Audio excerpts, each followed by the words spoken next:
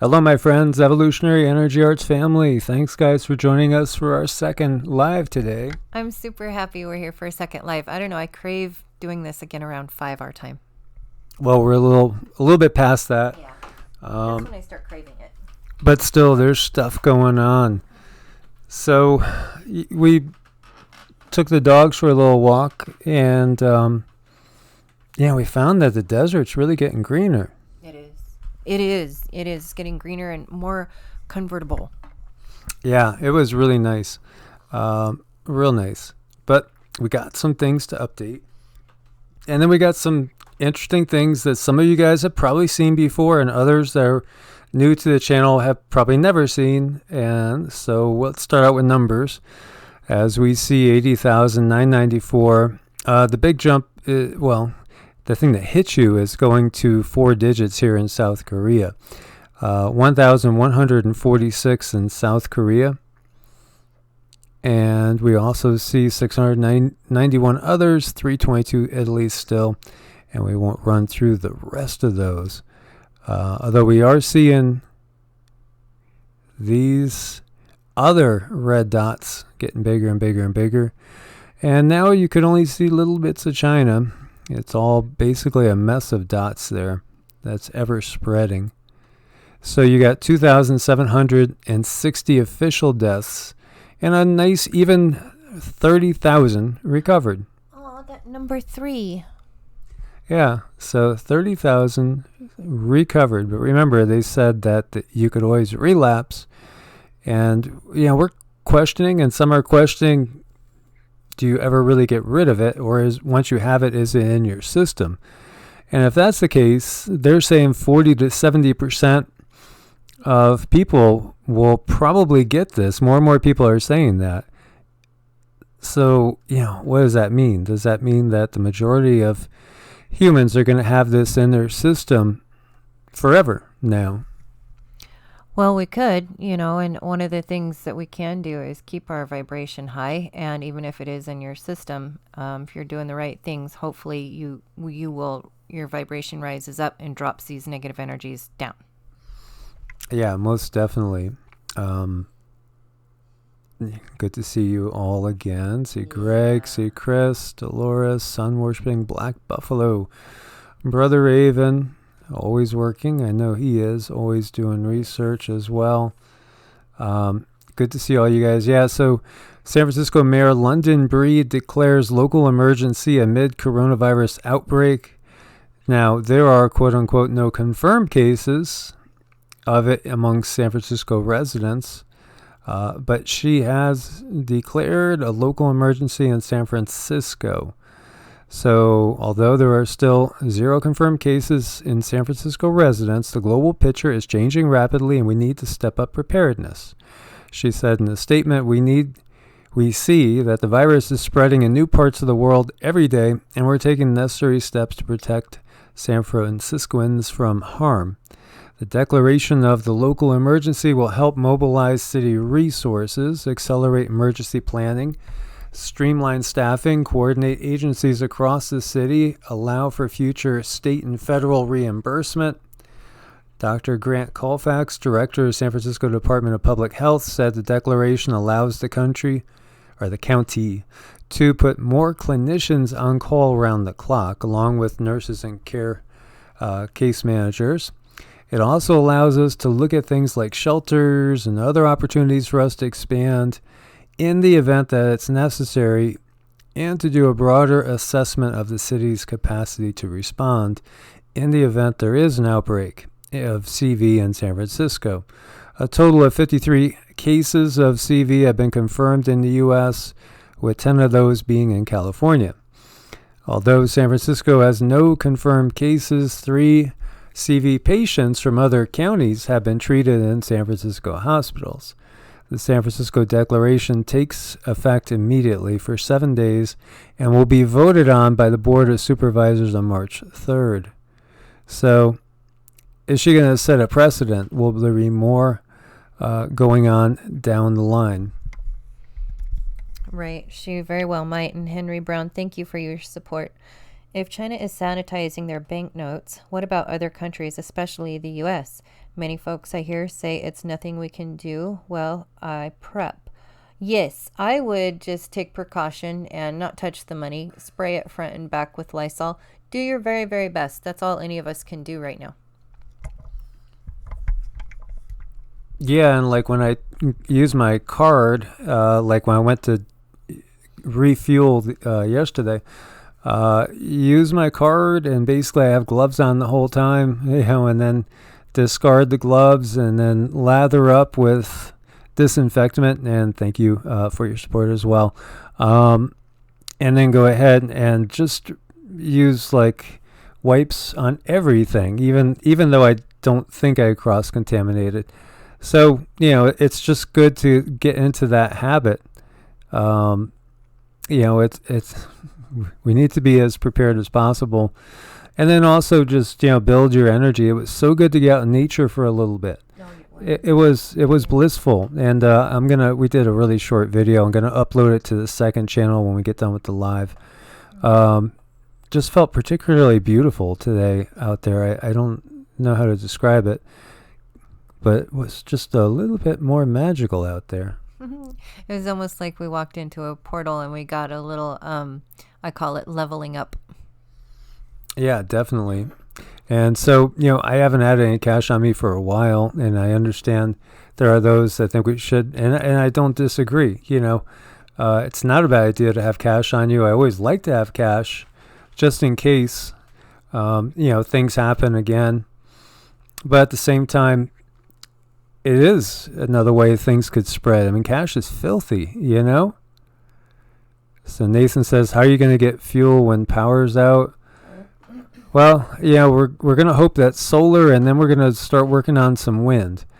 And do the old thing with windmill and alternator, as well as more solar panels. So have solar on the camper already. And really, temperatures here are not that bad. I mean, during the day, it's getting up into the low 70s, mid 70s. And overnight, it's in the 40s. So it's not too bad. That's one of the things, too, is that I wouldn't want to live anywhere where it's just too harsh as far as the climate goes, the extremes, And we did, when we came across, we stayed out and camped. We tent camped in the end of June in the desert, like around Tombstone and that area, and it was well into the 90s, around 100, and we didn't utilize any AC. We were fine. Thank you, Henry Brown. All of a sudden, I notice people coughing and sneezing everywhere I go. People have poor hygiene. When do you think it will go crazy here, and how long? Me personally, I'm not sure when it's going to go crazy. I wouldn't wait for anything. I would just keep washing your hands and stuff. And I don't know, with me, I was feeling a little under the weather tonight, and that might just be because I'm getting worked up. So sometimes when something is on the front of your mind, like if you're looking at a particularly a special new car, say you're out car shopping, and all of a sudden out on the road you see that particular car you're shopping for, all of a sudden they're all over the place. Say it's a Ford Focus. Well, all of a sudden you keep seeing Ford Focuses all over. Because this is at the forefront, you might just be noticing people coughing and sneezing more, because that's kind of our nature. At the same time, take precaution. And we do always have gas stored, and we have propane stored, and we have like 3 different propane cooking stoves. Actually, we got 4, because two came with the camper. I mean, there's a stove in the camper. There's a stove on the outside of the camper. And then I have a couple other ones. And then we have like a big wooden fire grate that's maybe 28 inches by like 12 inches. And, stands about a foot off the ground that you could build a fire underneath it. Then we have a tripod for cooking as well. We have all sorts of stuff for camping. So, and plus I think we would be okay roughing it. I don't think that we're, cream puffs, quote unquote. Not at all, because we're used to, we're used to pushing ourselves a little bit, like hiking up these mountains and, doing our workouts. And, we had one meal again today. We're just kind of prepping in a lot of different ways. And then, hey, there is silver and gold, which I don't have any gold, but we do have a little bit of silver just in case, as backup, which some people will always be interested in silver and gold, so it's just par for the course. Now, let's see here. This one. Thousands of Britons face mass CV testing at GPs as worst-case government report warns 500,000 may die in UK amid explosion of infections across Europe. Well, that's a big headline. Yeah, and this is out of Daily Mail. So, this is very mainstream. Patients suffering flu-like symptoms will now be assessed for the infection. Okay, so the difference there is basically it doesn't have to be people coming from China. It's just, boom, if you are showing flu-like symptoms, they're going to check you. Still not the case in the U.S., and it's pathetic how little, and we have an article that talks about just how few people in the U.S. have really been tested. You got to wonder what's up with this. It feels like, somebody's dropping the ball. Is it being done on purpose? Yeah.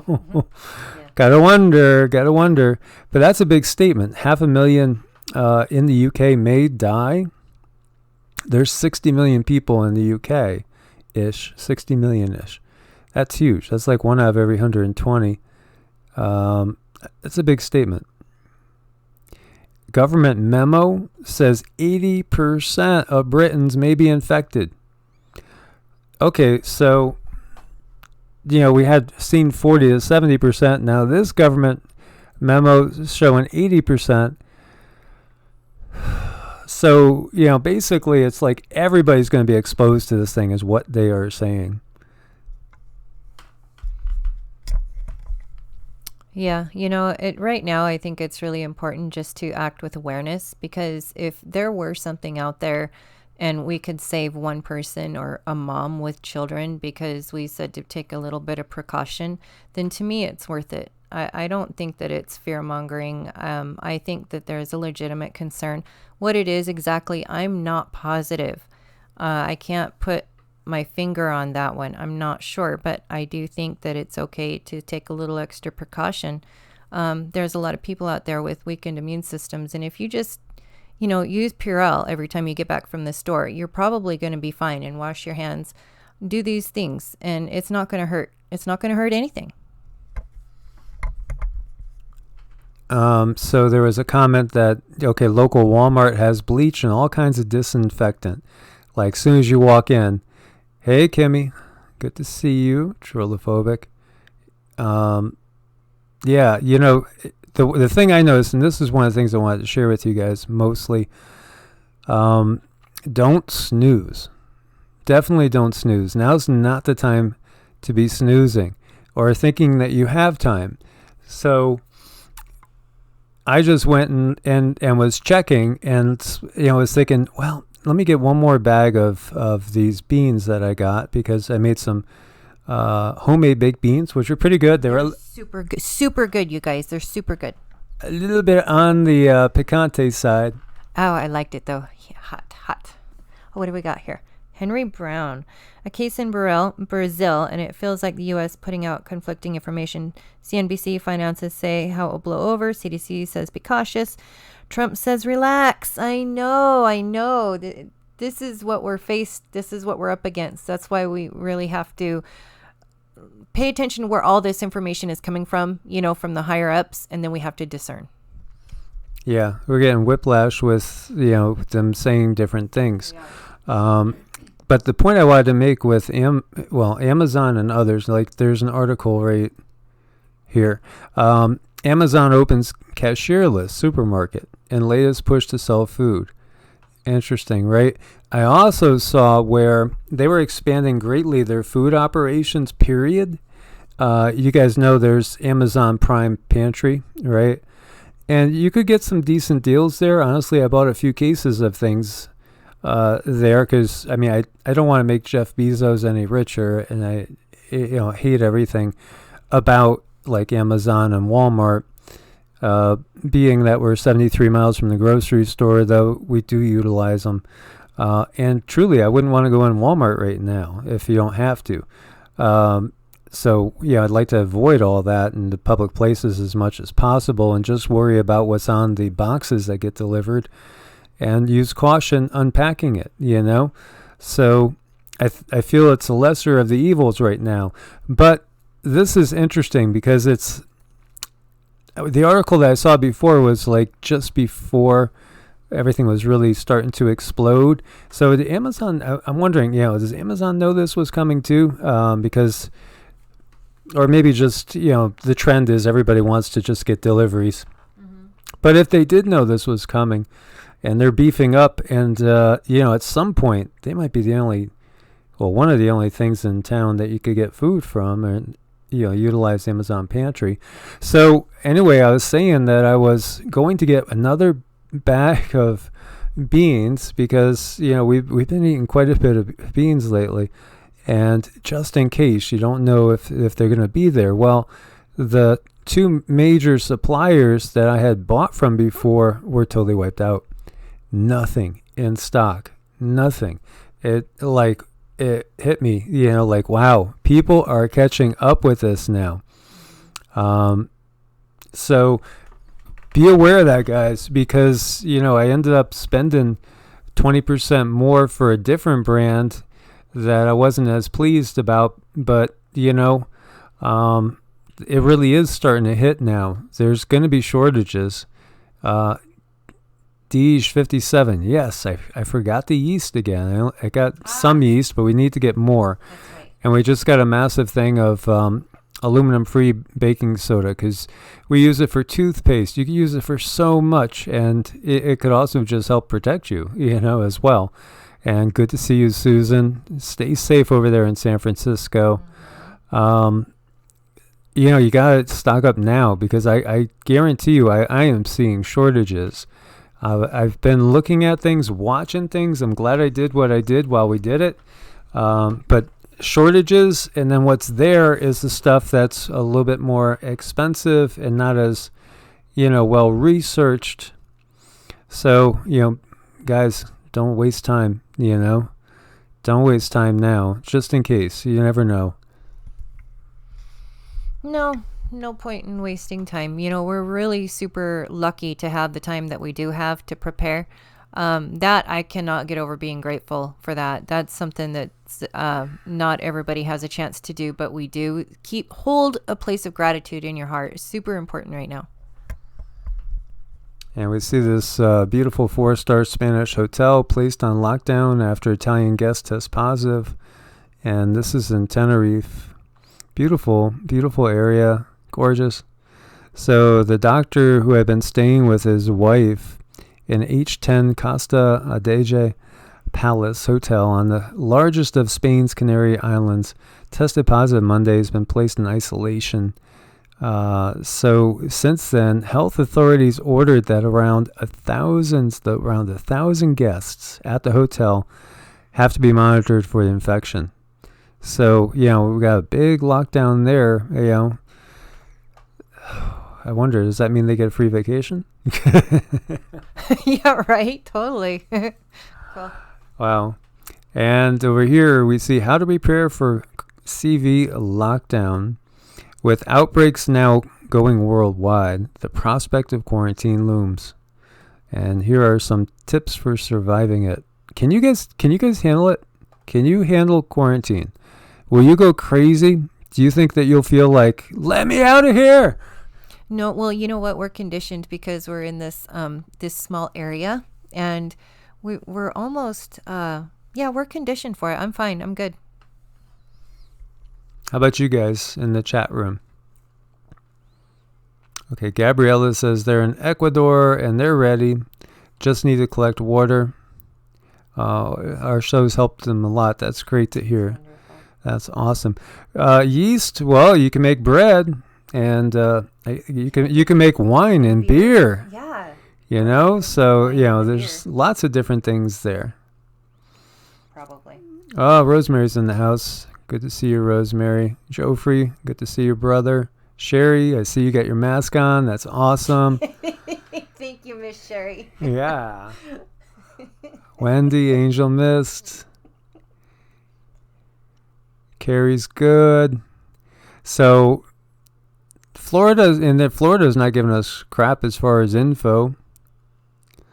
Oh, Crazy Coyote's on 80 acres, so we'll be fine. That's wonderful to be that far away from everybody.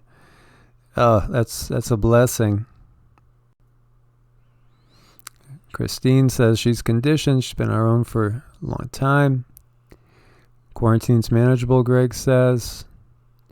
Uh-oh. Oh, that sounds good, Rosemary. Ginger wine with your yeast. Oh, yummy. Got a recipe? Yeah. Please do share. Yes. Thank you, Henry.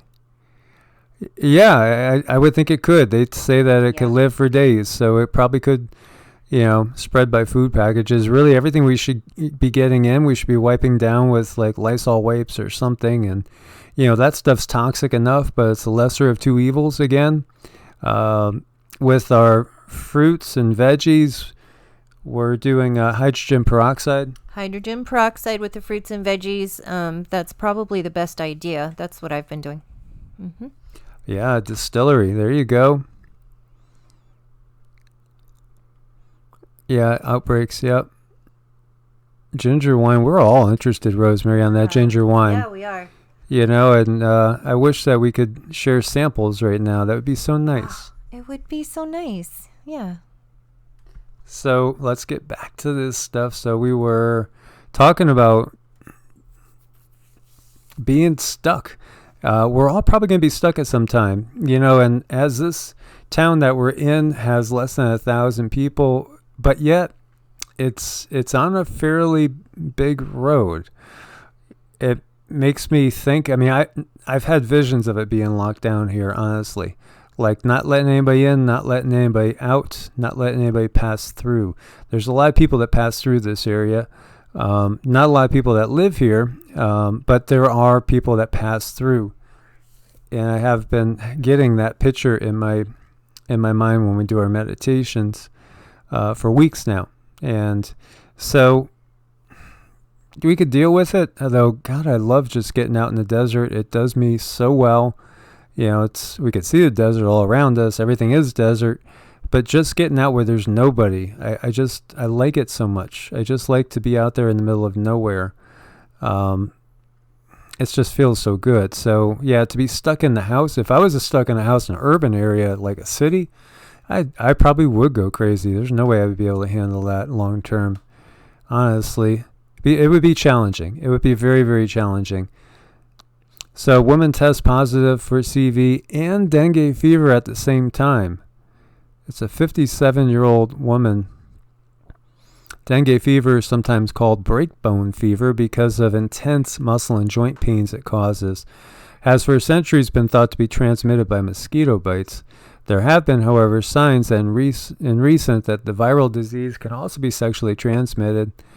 So she's got both of those things, and there's always been this talk for years about what would happen if, oh God, and there goes the zombies.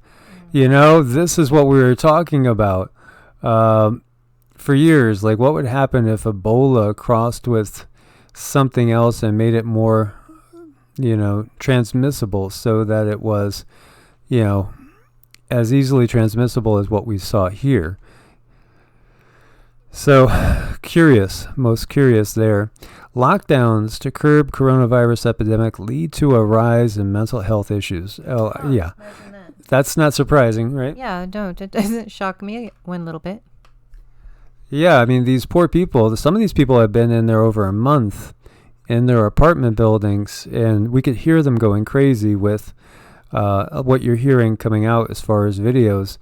And Harry Chen had shared a lot of those, and of course his Twitter account got suspended. So I don't know if he's anywhere else. I don't know if anybody else knows if he is anywhere else, but he's been sharing a ton about that.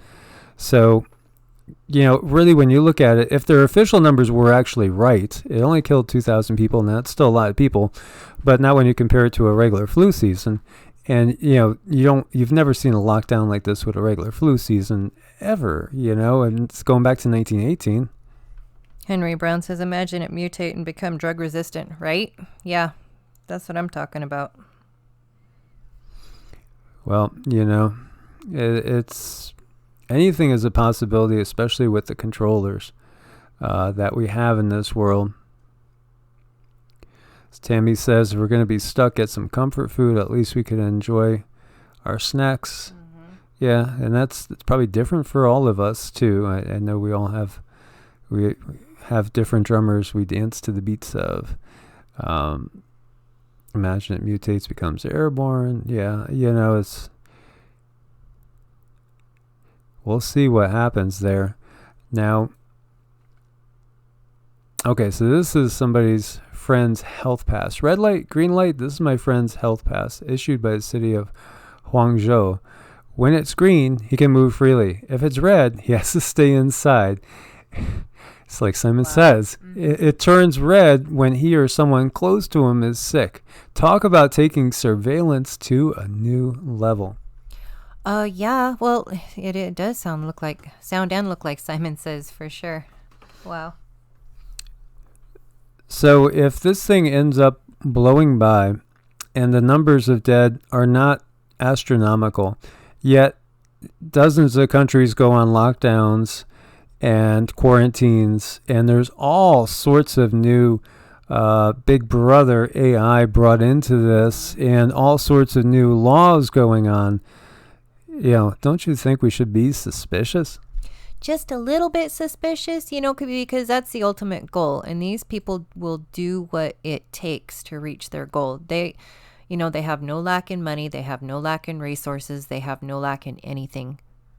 So, people are all over the place with this. Some people say this is the most nasty bioweapon that's ever been unleashed on humanity.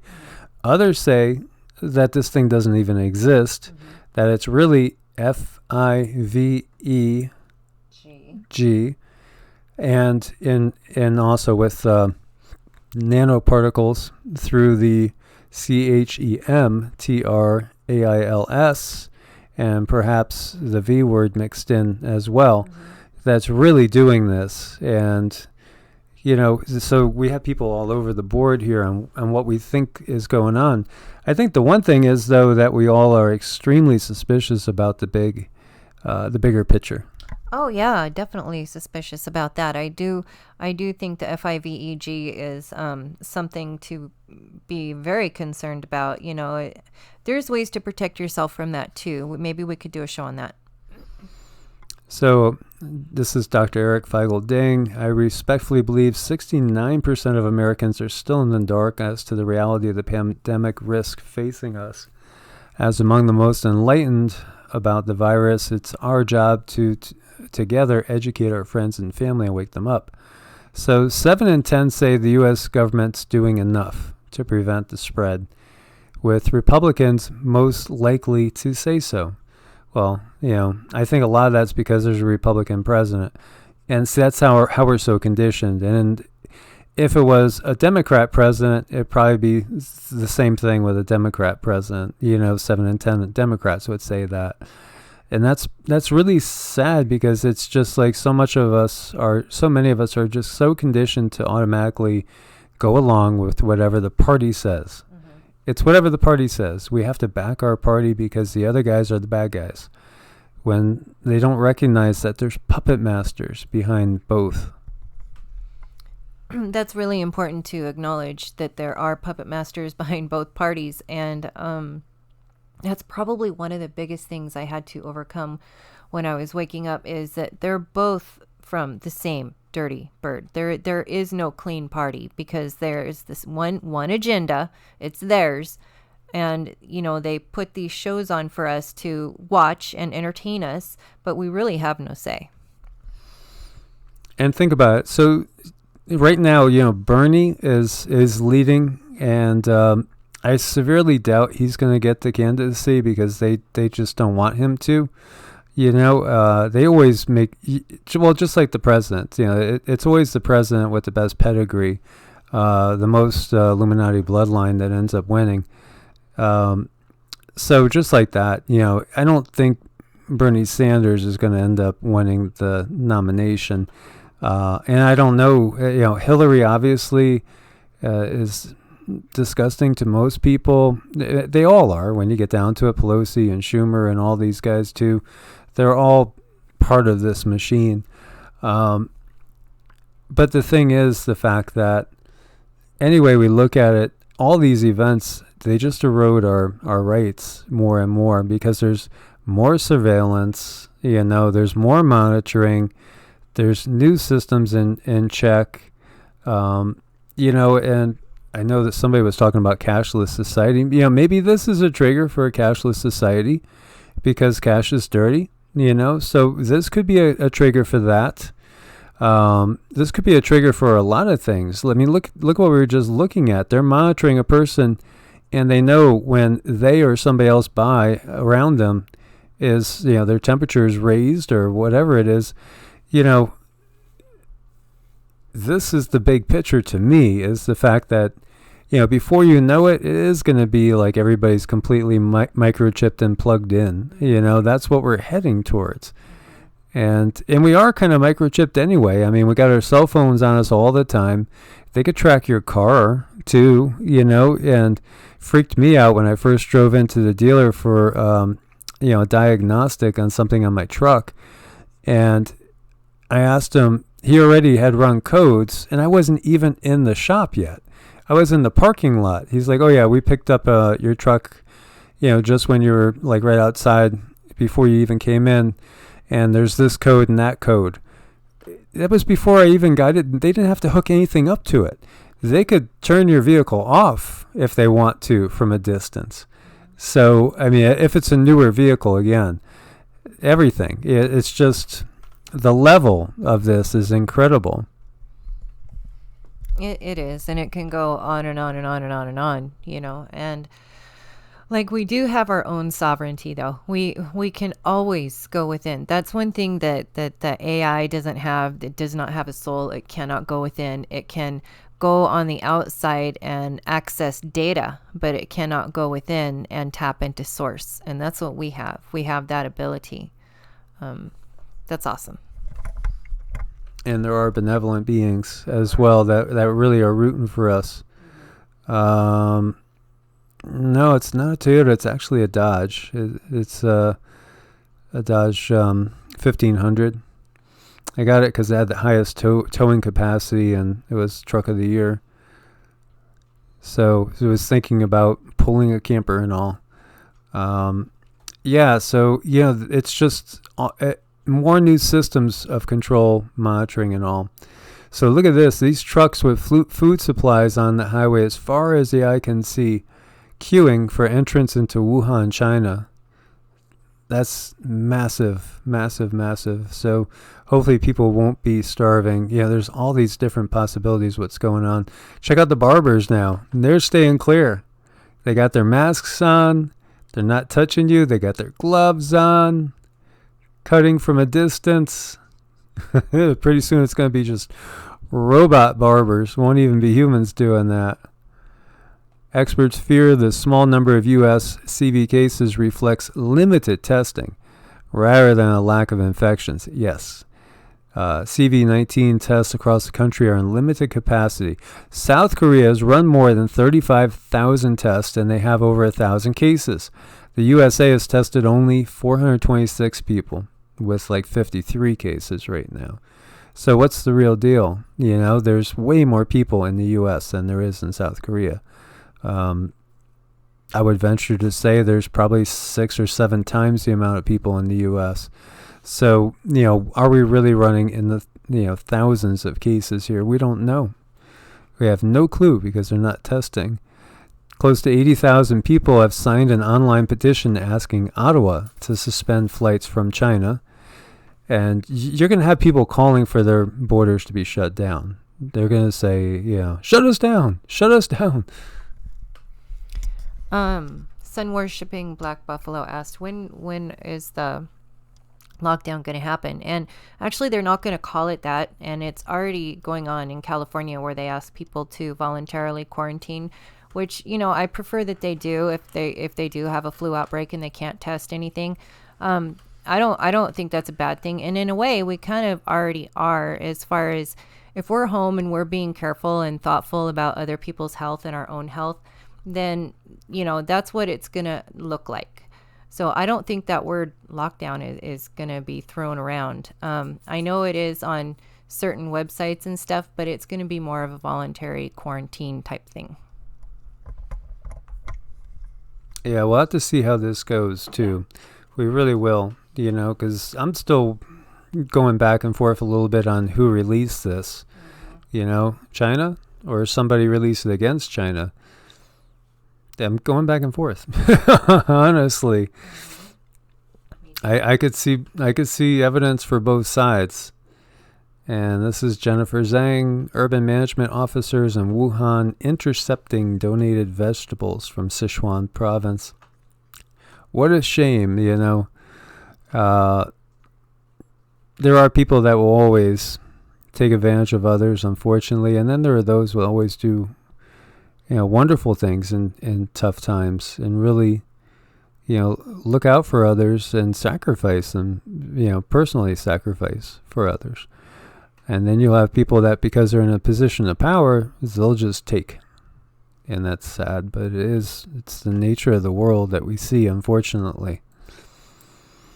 So, this is our Zero Hedge with Tyler Durden, mapping CV in the Middle East. 9 countries hit as alarm raised over vulnerable refugee camps, most definitely. There's refugee camps all over the Middle East, especially in Syria right now. How about Yemen, too? It's a mess. And if there truly is this massively powerful, devastating virus that is really something that was manufactured, and it gets into these refugee camps with these people that are already in a weakened state and sad, I'm sure, and depressed, and in horrible conditions, it's just going to flood through. It really is. Yeah, that looks kind of bad. I mean, the little dots are just going to get bigger and bigger and bigger until they all bleed together. But yeah, I mean, there's a lot of information to discern. There's a lot of information to sift through, so we can each make the decision that's best for ourselves and our family. Most definitely. And over here we see the U.S. Navy's 7th Fleet is going to screen all personnel boarding ships for CV. And it's also taking safety precautions in South Korea and Italy as well. So now they're screening themselves. So they're screening all the military personnel. Not like screening civilians. Although at some point in time, will we have the military here in the U.S. screening civilians? We'll have to see. Yeah, I mean, maybe at some point in time, and hopefully, most people, all of us, will find our little home away from home, our little place where we're not going to be bothered and we don't have to deal with that stuff. Yeah, there's a lot of stuff going on. Oh, thank you, Susan, Donnie, Michael, and Cindy. Thanks. No, thank you, Susan Donahue. Thank you so much. I didn't see who said it, but somebody said, you said that right. Who released it? Oh, yeah. Oh, yeah. I wonder who. There's so many things there's been research done on that sounds outlandish. If we look back at everything that happened originally with AIDS and tracking the start of that. But more and more people recognize now. We really do recognize.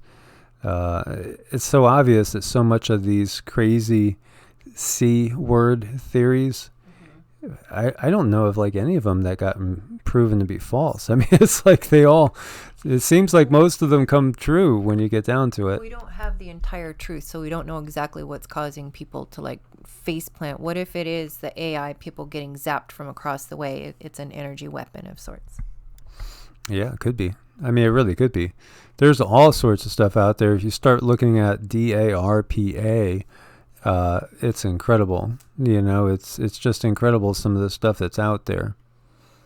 CRISPR, yeah, Susan, for sure. It's more like seizures, as Nicole says. They just like, boom, stiffen up and just flop in. Yeah. It does. I mean, I've had indicative of like a nerve thing hitting your body. Yeah. No, yeah. It hits me more of like when I've seen pictures of nerve gas released and all. Very, very interesting. Souls are being snatched from bodies. Yeah, that's a way we could look at it for sure. And I think this goes into the next density. We want to talk about 3D, 4D. I do think it goes in through the densities as well. Okay, so we were talking about that.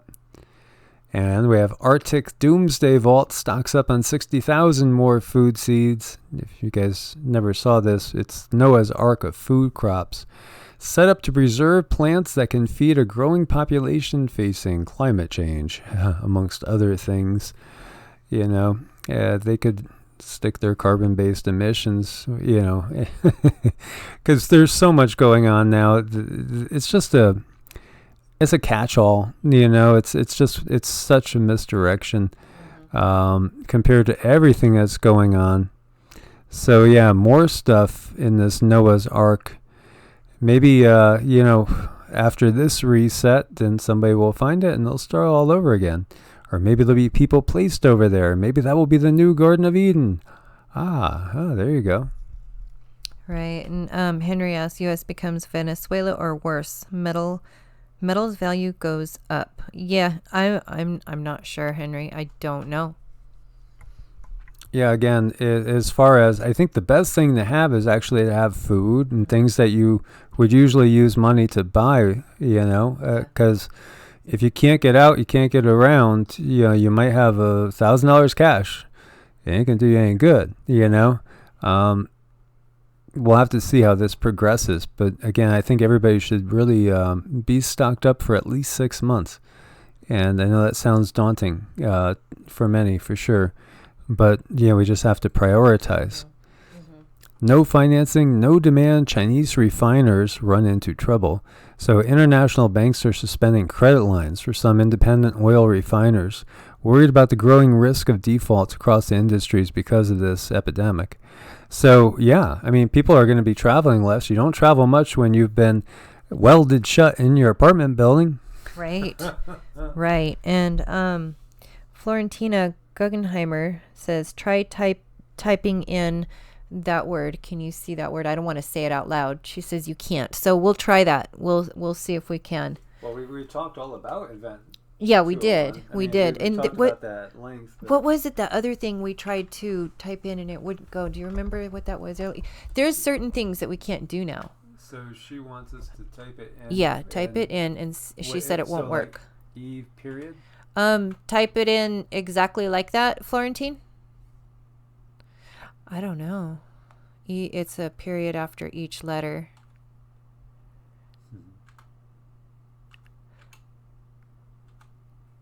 I'm not sure. Yeah, just 201.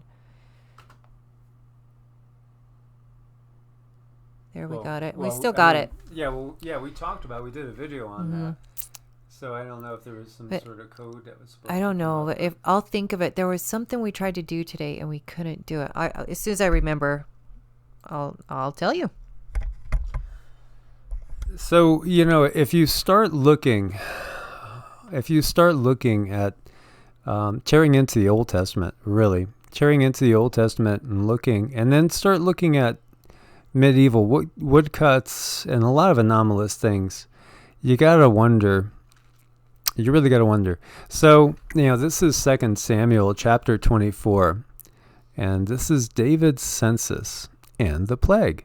The Lord's anger against Israel flared again, and he incited David against them. Go take a census of Israel and Judah. Now, the preface to this is that before this, the Lord said, whatever you do, don't take a census. So now he got mad, And so he tells David to go take a census of Israel and Judah. Count the people. See how many you got. The king therefore said to Joab and the leaders of the army who were with him, tore all the tribes of Israel from Dan to Beersheba and registered the people that I may know their number. But Joab replied to the king, May the Lord your God increase the number of people 100-fold for my lord the king to see it with his own eyes. But why does it please my lord to do such a thing of this kind? However, the king's command prevailed over Joab and the leaders of the army, so they left the king's presence in order to register the people of Israel. Crossing the Jordan, they began near Aror, south of the city of Wadi, and turned in the direction of Gad toward Jazer. They continued on to Gilead and to the district below Mount Hermon, and then they proceeded to Dan, and from there they turned toward Sidon, going to the fortress of Tyre and to all the cities of the Hivites and the Canaanites, and ended up in the Negev of Judah at Beersheba. Thus they toured the whole land, reaching Jerusalem again after 9 months and 20 days. Joab then reported the census figures to the king. Men capable of wielding a sword there were in Israel 800,000, and in Judah 500,000. Afterward, however, David regretted having numbered the people. David said to the Lord, I have sinned grievously in what I have done. Take away, Lord, your servant's guilt, for I have acted very foolishly. When David rose in the morning, the word of the Lord came to the prophet Gad, David's seer, saying, Go tell David, thus says the Lord, I am offering you 3 options. Choose one of them, and I will give you that.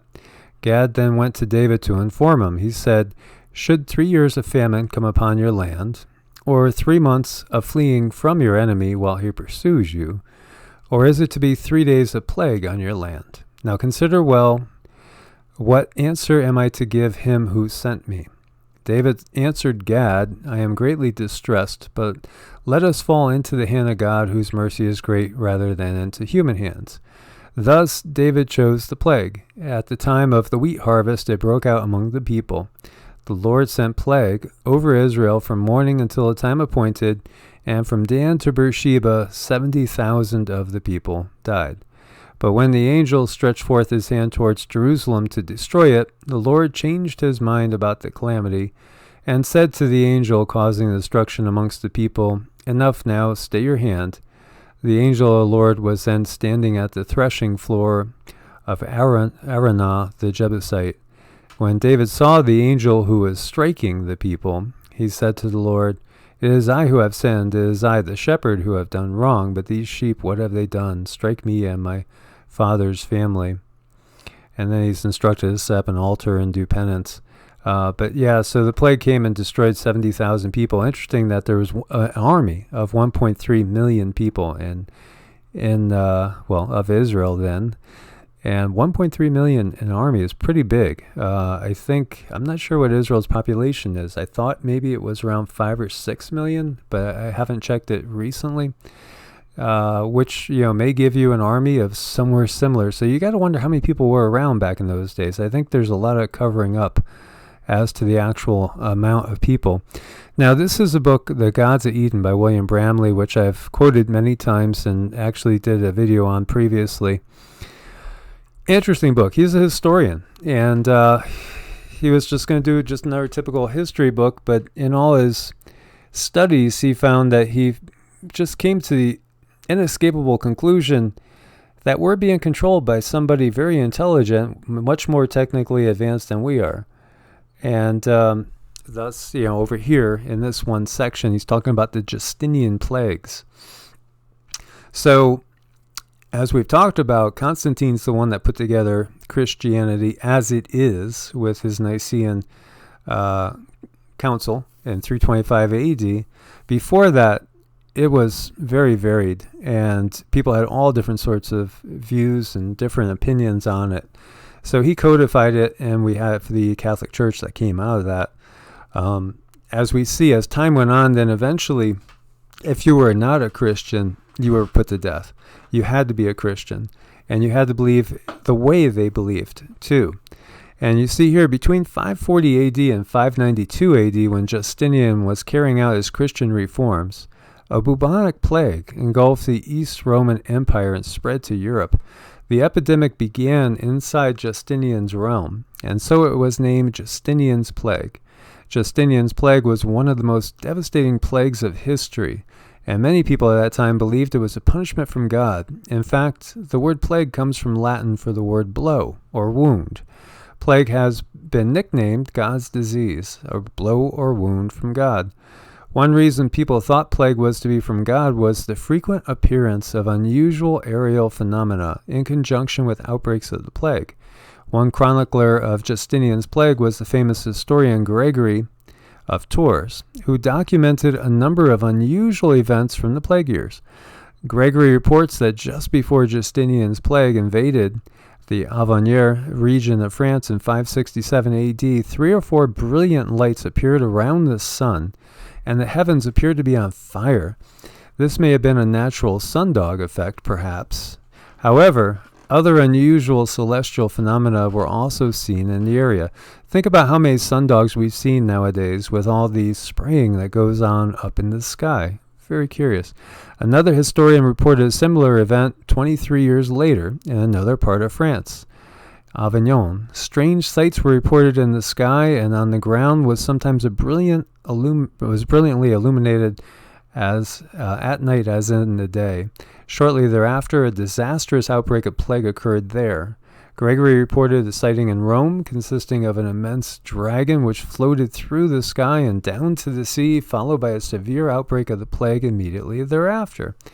Such reports chillingly suggest the unthinkable, that Justinian's plague was caused by biological warfare agents spread by, now he's calling them custodial aircraft. So, meaning that he's come to the conclusion that there's these custodians, which he doesn't know if they're extraterrestrial, interdimensional, or perhaps leftover humans, or humans with higher technology, perhaps, left over from Atlantis, Lemuria, or some other civilization. He just knows that there's somebody out there with superior technology that seems to be directing and controlling mankind, and at time unleashing plagues and wiping out huge chunks of the population. So it would be a repetition of similar plagues reported in the Bible, and ancient Mesopotamian texts as well report of these things. Actually, we find it all over the globe. So by the time of Justinian's plague, however, the custodians were invisible. They were hidden behind the brotherhood of secrecy and the veils of religious myth, yet they were apparently no less concerned about keeping their slave race oppressed. And you'll see a great deal more evidence of UFO activity associated with plagues in the upcoming chapter on the Black Death, in which, again, interesting woodcuts we see of ships in the sky and spores being released. And this is a PDF, so you guys could check out the book. It was a fast read. I read it in like 1 or maybe 2 sessions. It just went right through it. It was really interesting stuff. I've shown these before. This is from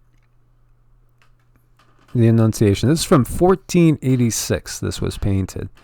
And you have a UFO up in the sky beaming down to Mary, this is the Annunciation of Christ. You have an angel here.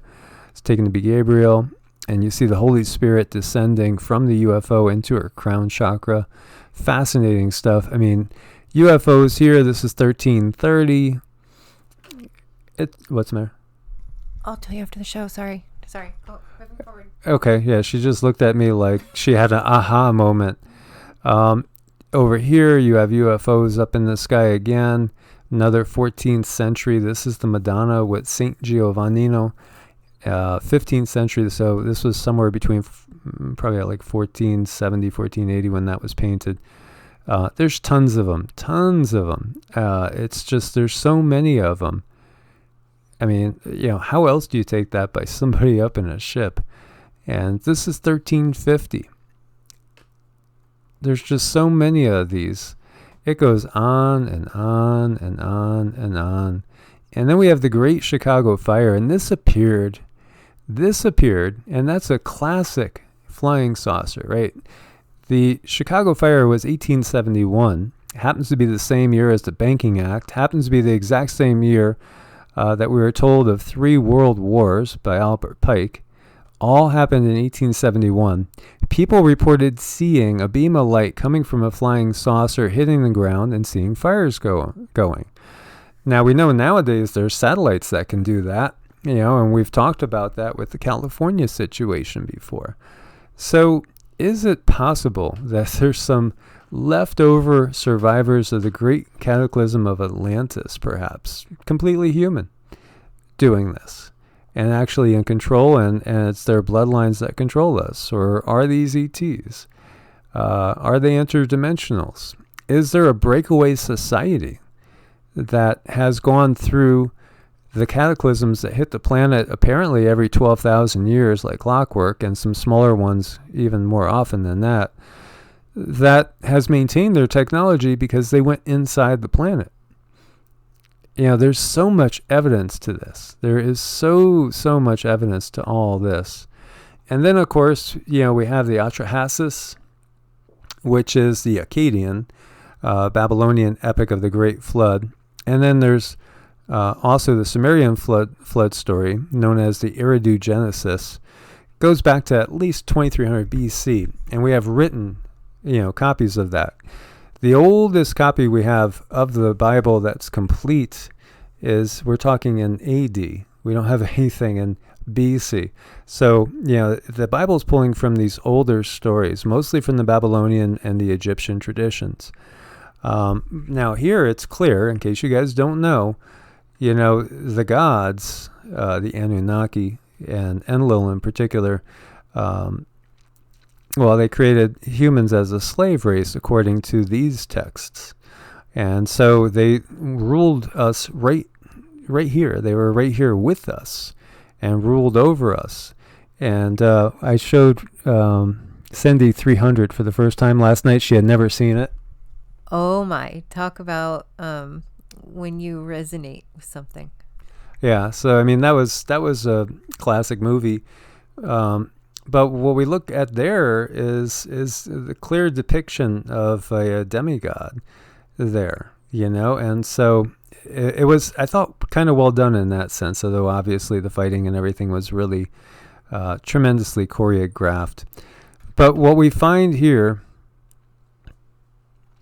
for instance, here we says, when the gods instead of man did the work, bore the loads, the gods' load was too great, the work too hard, the trouble too much. So, they created man. The elder gods made the younger gods do all the work on the earth. So then we have the Igigi and the Anunnaki.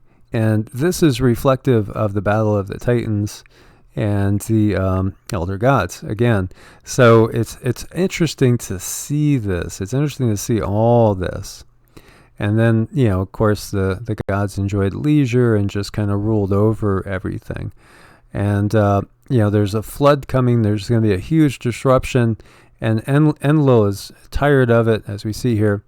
Okay, let's go back up here. At first, the gods enjoy the leisure of human workers that human workers afforded them. But in time, the people became too loud, and they disturbed the gods' rest. Enlil, the king of the gods, is especially annoyed by the constant disturbances from below, and so decides to lessen the population by sending first a drought, then pestilence, and then famine upon the earth. Where have we heard that before? I mean, doesn't it feel like we're living a modern Sumerian epic right now? It does, and thank you again, Henry. And says Henry Brown says Dr. Edward Spencer called them Homo capensis. Yeah, Homo capensis. Homo capensis, and I did a video by that title. Ah, okay. I did do a video, Henry, exactly by that title. Wait. Didn't do nothing. Thank you for your support too. Thank you, guys. So, I mean, look at this. Okay, so after each of these plagues, the humans appealed to the gods who first conceived of them, the god that really made them, Enki. And he tells them what to do to end their suffering and return the earth to a natural productive state. Enlil finally can stand no more and persuades the other gods to join him in sending a devastating flood to earth which will completely wipe out the human beings. Enki takes pity on his servant, the kind and wise Atrahasis, and warns him of the coming flood, telling him to build an ark and to seal 2 of every kind of animal within. Again, this is 2300 BC. And so the oldest copies of any of the Genesis texts we have are somewhere around 200 BC, at best, as far as fragments, just fragments. just fragments. This is the original story, not the biblical story. The biblical story comes from this. This is the original story, and it's got a lot more detail. And the key is, it tells us that there's more than one entity that have different agendas for humans here. And so, Enki takes pity and tells them to build an ark and to seal 2 of every kind of animal within. Atrahasis does as he is commanded, and deluge begins. The flood came out. No one could see anyone else. They could not be recognized in the catastrophe. The flood roared like a bull, like a wild ass screaming. The winds howled. The darkness was total. There was no sun. The mother goddess Nintu weeps for the destruction of her children. She was sated with grief. She longed for Bihar in vain, and the other gods weep with her. After the waters subside, Enlil and the other gods realize their mistake and regret what they have done, yet they feel there is no way they can undo it.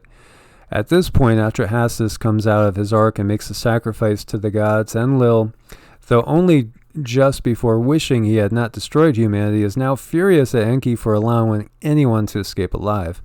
Enki explains himself to the assembly. The gods descend to eat of Atrahasis' sacrifice. So they come and they eat the sacrifice. That's why they made the sacrifice, because the gods came and had it.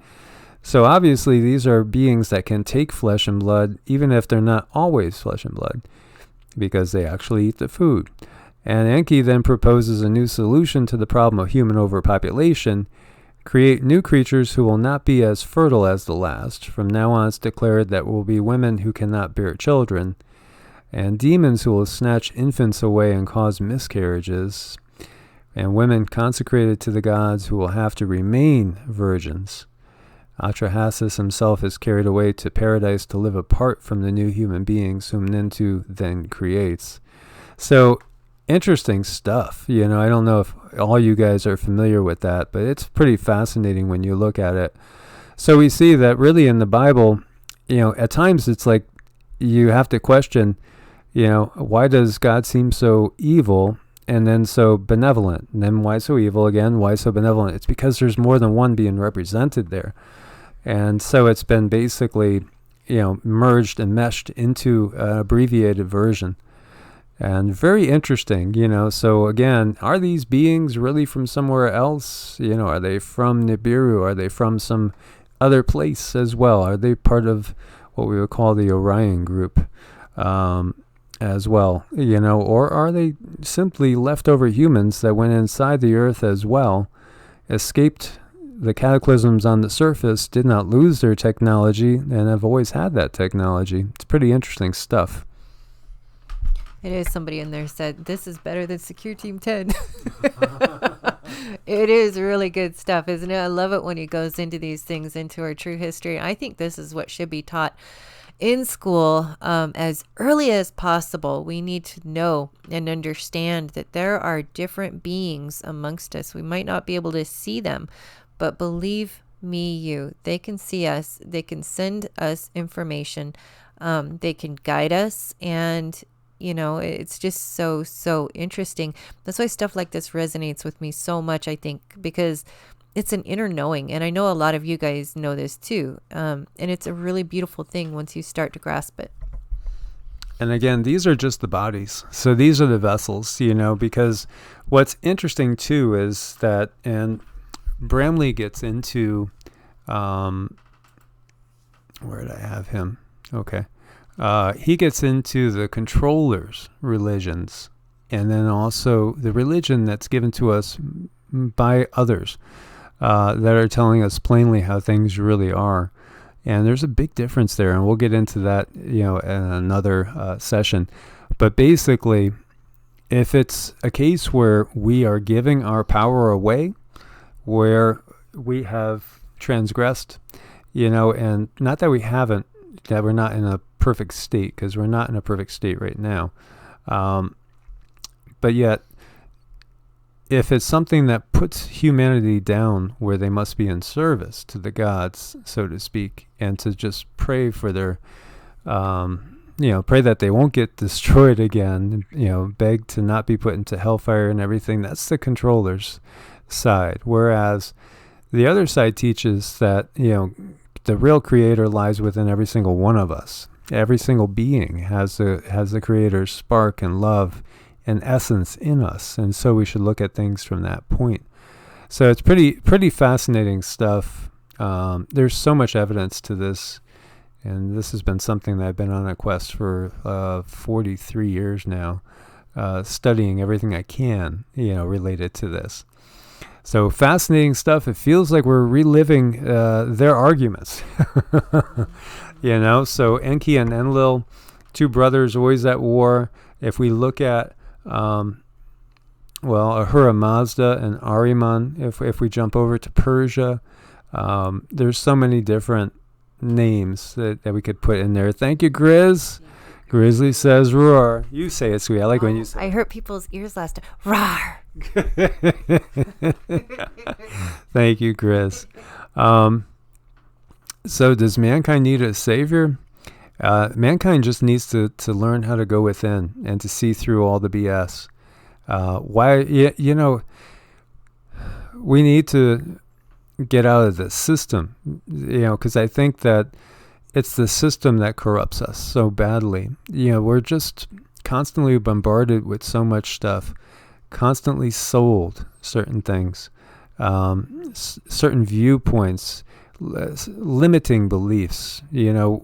I think if we were really given to our own, I think that the world would start to blossom again. And unfortunately, I think that it's really these darker beings up at the top that are all about power and control that manifest this, because when you go to like country after country and you visit people and you see the average person just wants to do their own thing, and they want to have their happy hour.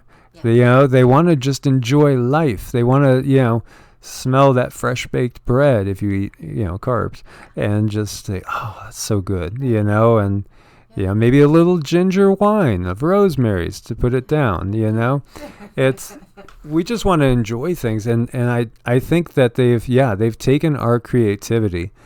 That's a part of it, without a doubt. These beings, whoever they are, I've had experiences with some beings, though I can't say that there are dark beings, and there are beings that seem to view us as nothing but an experiment. Anthony, your poopy's all curled up. Okay.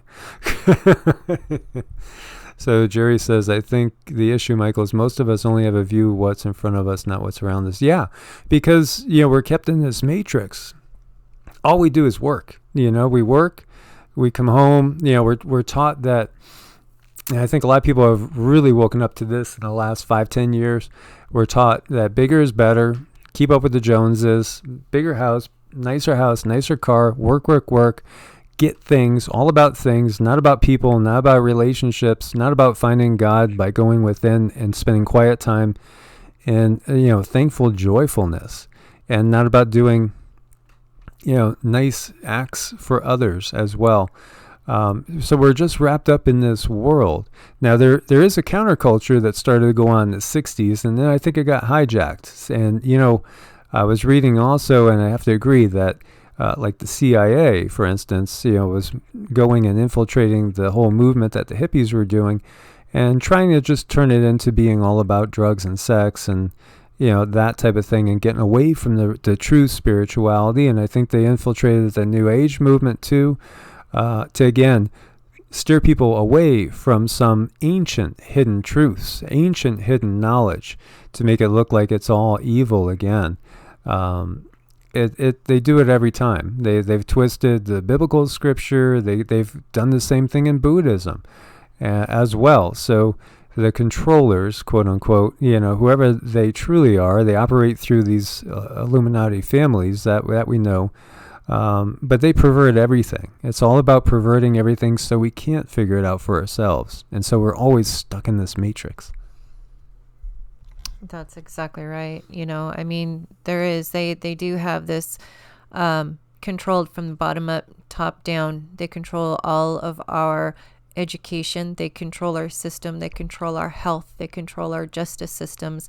They tell us how to think, feel, act, and they teach us to look outside of ourselves for things that truly that are needed to be fulfilled within. And it's just an evil system. just think about this. If you're always looking for somebody to do it all for you, will anything ever happen?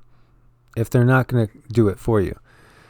So, if we're always looking for somebody to come and rescue us, then how are we ever going to get control? How are we ever going to change anything ourselves?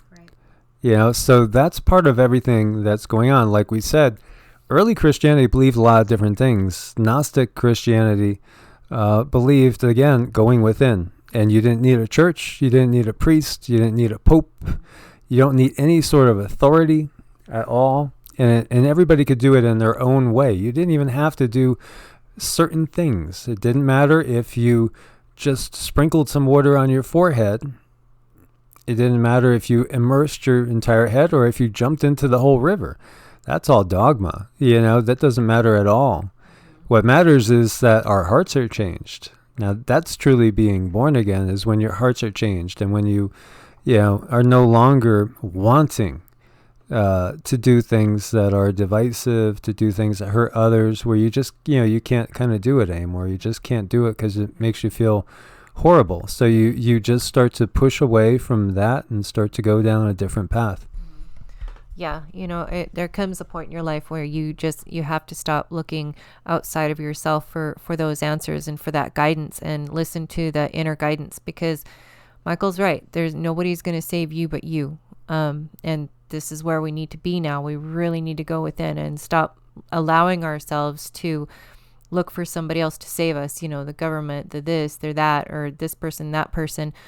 It's really important. It's really important right now more than ever. This is what I feel. It is the Great Awakening on many, many different levels.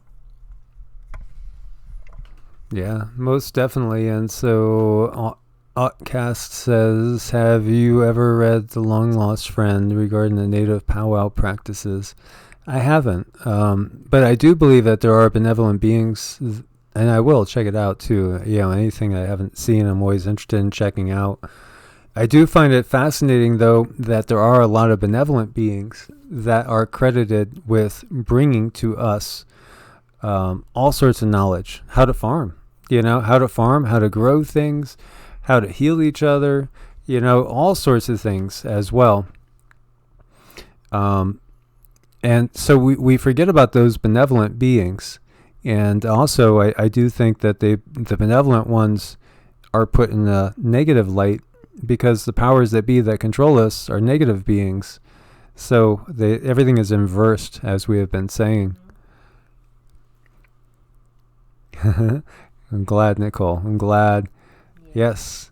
So, guys, thank you so much for joining us once again. As always, keep prepping, keep prepared. But as I would say that as much as we do things prepping-wise, I think we do more spiritually. We do. We go within a lot. We do our very best with what we've got. And you guys are just beautiful. I mean, connecting with you guys, I don't know, it does something for my heart. It really, really does. You guys are awesome. We love you guys. Thank you so much. As always, my friends, God bless and namaste. God bless and namaste.